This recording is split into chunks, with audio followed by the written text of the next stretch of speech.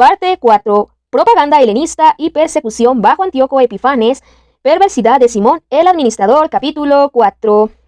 El mencionado Simón, delator de los tesoros y de la patria, calumniaba a Onías como si éste hubiera maltratado a Heliodoro y fuera el causante de sus desgracias, y se atrevía a decir que el bienhechor de la ciudad, el defensor de sus compatriotas y celoso observante de las leyes, era un conspirador contra el Estado. A tal punto llegó la hostilidad que hasta se cometieron asesinatos por parte de uno de los esbirros de Simón, considerando Onías que aquella rivalidad era intolerable y que Apolonio, hijo de Menesteo, estratega de Celesiria y Fenicia, instigaba a Simón al mal.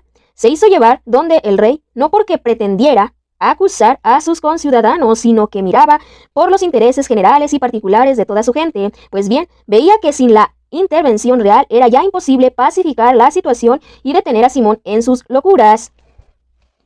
El sumo sacerdote Jasón introduce el helenismo.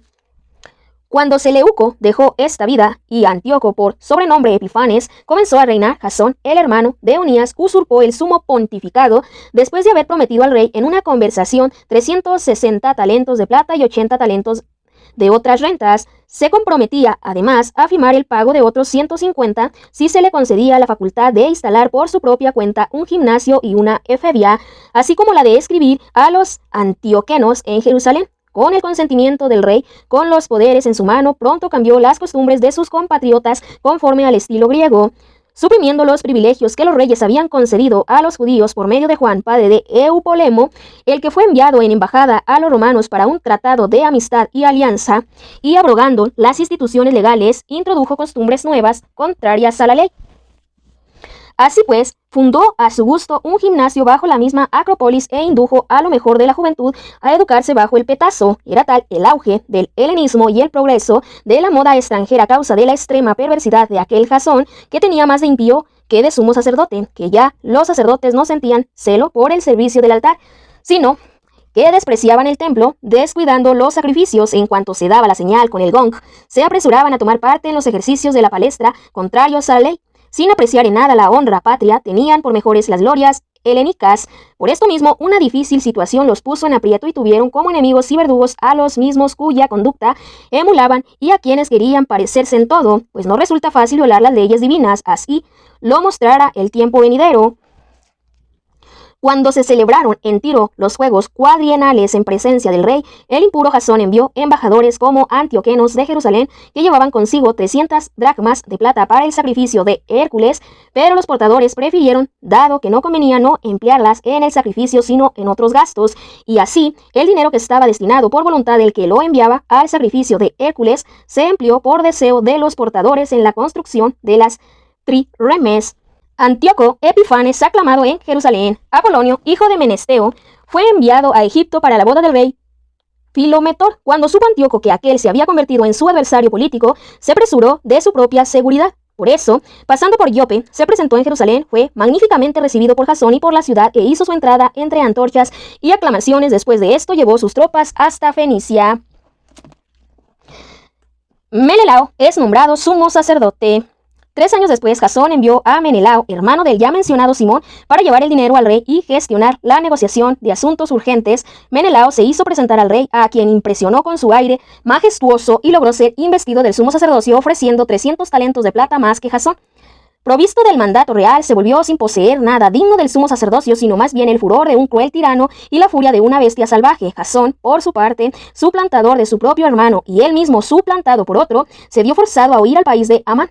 Menelao detentaba ciertamente el poder, pero nada pagaba del dinero prometido al rey, aunque Sóstrates, el alcalde de la Acrópolis, se lo reclamaba, pues a él correspondía la percepción de los tributos. Por este motivo, ambos fueron convocados por el rey. Menelao dejó como sustituto del sumo sacerdocio a su hermano Lisímaco, Sóstrates a Crates, jefe de los chipriotas. Asesinato de Onías. Mientras tanto, sucedió que los habitantes de Tarso y de Malo se sublevaron por haber sido cedidas sus ciudades como regalos a Antioquida, la concubina del rey. Fue pues el rey a toda prisa para poner orden en la situación, dejando como sustituto a Andrónico, uno de los dignatarios. Menelao pensó aprovecharse de aquella buena oportunidad, arrebató algunos objetos de oro del templo y se los regaló a Andrónico. También logró vender otros en Tiro y en las ciudades de alrededor.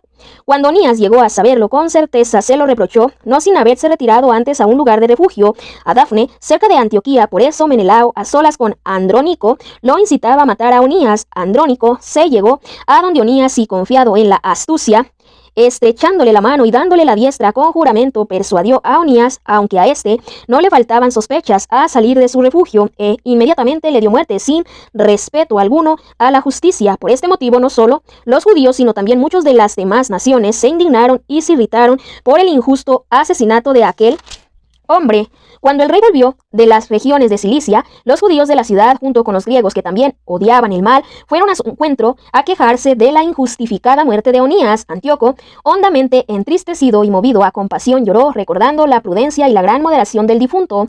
Encendido en ira, despojó inmediatamente a Andrónico de la púrpura y desgarró sus vestidos. Lo hizo conducir por toda la ciudad hasta el mismo lugar donde tan impíamente había tratado a Onías. Allí hizo desaparecer de este mundo al criminal a quien el Señor daba el merecido castigo. Lisimaco perece en una revuelta.